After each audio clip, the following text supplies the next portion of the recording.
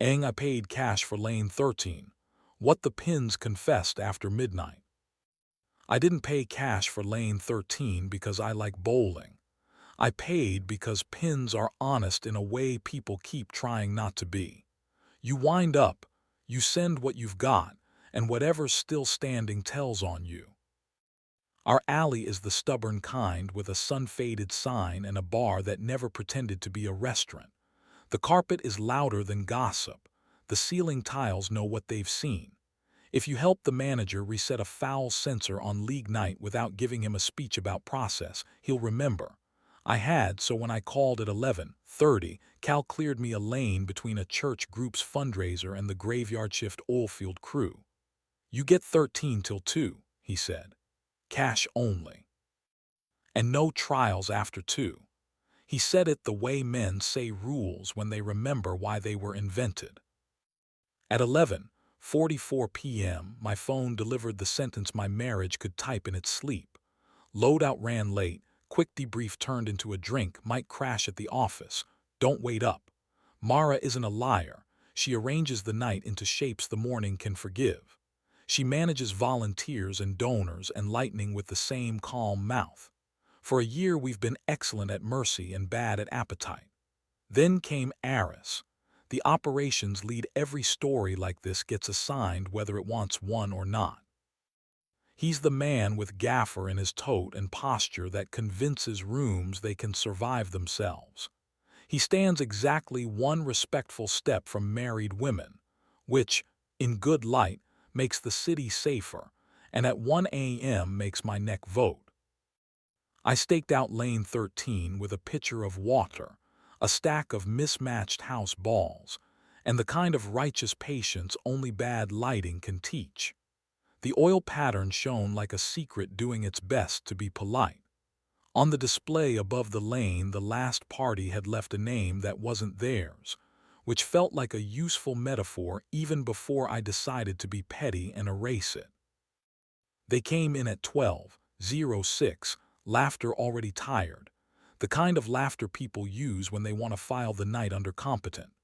Mara first, hair pinned in the shape competence requires, blouse that had seen a day and refused to complain. Aris behind her, sleeves shoved, toed at his hip, a man whose eyes are trained on exits like exits are a dialect. He saw me first. Men who carry after midnight learn the silhouette of a husband across beer signs without needing narration. He lifted 2 fingers, the maritime piece of landlocked men, and stopped one respectful step from the approach. Lane 13, Mara said, half grin, half diagnosis. That's either very you or very superstitious. It's the only aisle in this city where lying feels like exercise, I said. Say it. In an elevator, she said, because apparently fate is lazy and keeps reissuing its worst scripts. 2 weeks ago, between floors and nouns, I kissed him, quick, mint, rehearsal. He stepped back. He said my name like a lock. I hated him for being the adult. I hated me for wanting him to be. Do you want me to hit him? I asked, and heard how hope and anger sound identical when they're hunting for the stage. I want you to choose me, she said, not rescue appetite. Aris looked at the lane numbers like they might absolve him. Need me? He asked her, not me. I need you exactly there, she said, pointing to the little triangle of carpet between the scoring console and the bench, a geography of qualified permission. If I want less distance, I'll use your name. He obeyed in the way good men do, when they intend to keep being allowed near other people's disasters, without auditioning for one. I set a 16-pounder in Mara's hands because I trust her wrists more than I trust doctrine. She rocked once on the balls of her feet, sighted down oil and wood like a woman who has persuaded more stubborn materials. She stepped, swung, released. The ball kissed the right edge of the headpin and slashed the rack into a decent, compromised collapse. A 7 stood breathing hard about its choices. Your turn, she said. I threw something cocky and honest. It drifted high and punished me politely. I spared because pride can be survived in small doses. She watched the overhead with the same face she uses on budgets, skeptical, forgiving, specific. "Invite me when you're interesting," I said, the sentence I'd written for nights exactly like this. "Not only when you're frightened, you'll be easier to love in other lighting." "I'm inviting you," she said, stepping into my space until the hum of the pinsetter felt like proof. "Now." I put my hand at the back of her neck and pressed my thumb into the notch I've kept since the apartment where the fridge hummed like compromise. She closed her eyes like a vote. I kissed her. Not apology. Jurisdiction. She answered like a woman who'd made a room behave all day and wanted her mouth to belong to something she chose. My other hand slid along her ribs to her waist until the elastic tapped my wrist and I stopped. Not because appetite was shy, but because I like who I am in daylight and I keep a ledger. She took my lower lip between her teeth, brief and brave, and laughed the soft laugh that has ferried me across the kind of nights you don't put in a Grant report. "Do you still want to hit him?" she asked without looking at Aris. "I want to thank him for stepping back," I said, "and I want to owe him nothing else." "That's a budget," she said. "I can live in it." The league banner above us rattled because the HVAC was writing its own gospel. We played the way competent people confess, rack by rack, reveal by reveal. She told me the truth I didn't earn and she didn't owe. The kiss had been curiosity dressed as courage. The stopping was the only part she liked in daylight. Tonight's almost felt like a door practicing her name. I told her about the motel where I sat in the lot with a key I never used, trying to decide if I wanted a story more than a life, and laughed myself home because even my worst ideas prefer me when I'm not acting. Aris cleared his throat in the polite key. "Loadin' at 9, he said, still looking at the lane. "The van wants 4 backs and 0 speeches." He didn't flinch or perform. He just made himself into a respectful step back, which is the secret cult that keeps venues running and marriages from becoming press releases. We bowled another frame. I left a 10 that refused to be persuaded. Mara lined up with her shoulders squared to the ghost at the far end and slid the spare across the oil with a surgeon's arrogance. The ball clipped the corner like fate apologizing for a previous decision. She lifted her hands like a woman whose hobby is surviving. "Do something foolish," she said, "but survivable." I flipped my ball returns hood and took a Sharpie from my pocket. On my own forearm in small block letters, I wrote the sentence I wanted to remember even when my mouth forgot how to behave. "Choose before the elevator does." She read it, grinned like a thief, and wrote on her wrist, "Appetite, not theater." The ink looked like a commitment that wouldn't embarrass us in daylight. I kissed the spot of skin below her palm to dry it, and the night remembered I was a body before I was a plan. We kept our clothes and our lives. We made heat that could walk back into a lobby without borrowing forgiveness on credit.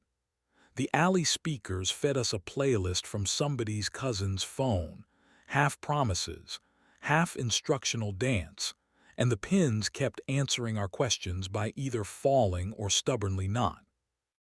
At 1, Cal dimmed the neons above the counter. The Oldfield crew shuffled out smelling like steel and bad decisions they would own without applause. The church group sang a verse they knew by heart and left the building as if God rented by the hour. We stayed. Lane 13 pretended not to notice. The ball track hummed like a throat clearing after telling a secret too far from the microphone. "Tell me the worst thing you almost did," Mara said, cradling a 12-pounder like a letter she wasn't going to mail. "I almost weaponized proof," I said. "Screenshots, timestamps. I almost tried to win instead of love. I almost made the elevator the villain so I could stay interesting to myself." "Thank you for not turning it into a trial," she said, voice precise. No trials after 2. I laughed, and the sound did the decent thing and didn't echo. She stepped into me again, this time slower, and I put my mouth at the angle of her jaw where she keeps her better verbs. She made a sound I might live on for a month. We did not give the security cameras a morality lesson. We gave them 2 people who knew how to stop. Aris sat on the plastic bench like a man auditioning for scenery. He looked at his hands, at the scuffed toes of his boots, at the lane numbers above us as if they were giving him an alibi he didn't deserve. If I am in the way, he said finally, say so, and I'll be a hallway. You're a hallway, I said. At 9, you're a van. He nodded once and let the carpet take his weight. Good men know when to let a room belong to the people who are paying for it, and tonight, for once, the currency wasn't cash. We finished the game on a spare and a strike that didn't need luck to pass. Mara looked at the score and snorted at the idea that numbers know anything about mercy. I shut down the console, wiped the returns like a man who has tried to earn his own keys, and handed Cal the folded bills the alley prefers to the fuss of plastic. Outside, the night had chosen a temperature. The parking lot lights stuttered and then decided to cooperate. We stood by her car and practiced saying tomorrow in a way that didn't accuse the future of anything. She touched my wrist with 2 fingers, daylight legal, and I remembered liking being married, not just being good at it. At 9, the community center smelled like lemon spelling competence. Aris stacked tables in a rhythm gravity respects. I carried the other end and let daylight assign me to my better self. Mara moved through the room with a clipboard and a mouth volunteers obey without punishing themselves. When she passed me, she tapped my inked forearm and the morning picked a side without bureaucracy. On break, I set a coffee by Aris's elbow. Thank you, I said, for being the adult in the elevator. Thank you, he said, for renting a room where the floor doesn't lie. He didn't add anything sentimental. Decency is a language men like him prefer in declarative sentences. We loaded the van without speeches. Tape squealed. A cable sprang out of someone's hands and then apologized. Gravity agreed to be negotiated for the length of a weekend. We never told anyone about Lane 13. We didn't need to. We tied a retired house lace around the fridge handle under the magnet shaped like the ridiculous boat we bought one summer we didn't ruin. Sometimes when the house auditions for courtroom, we drive back to the alley and feed Elaine 3 frames each. She takes the spares, I take the strikes. We both take the gutter balls because somebody has to love what we're bad at. Sometimes she texts come and means stand beside me while I bend a room into competence and beauty. Sometimes I text come and mean watch me be a body before I become a plan. Sometimes we invite a friend who has mistaken theater for appetite and let the pins tell them what's still standing and what they can knock down if they throw something true. We didn't stop admiring other people's competence. We did stop confusing it with permission. Heat is a temperature, not a verdict. Pins are witnesses that keep count without gossip. We eat before we try to win. We sleep when the clock loses its manners. We put our hands on each other in daylight like the sun still issues licenses. And when the gossip part of the city asks whether we have anything to add, we hand it a ball and point at Lane 13. Send what you've got. Let what's still standing tell on you. No trials after 2. And if you must write anything on your skin to remember, make it short enough to outlast a wash and honest enough to deserve the next morning.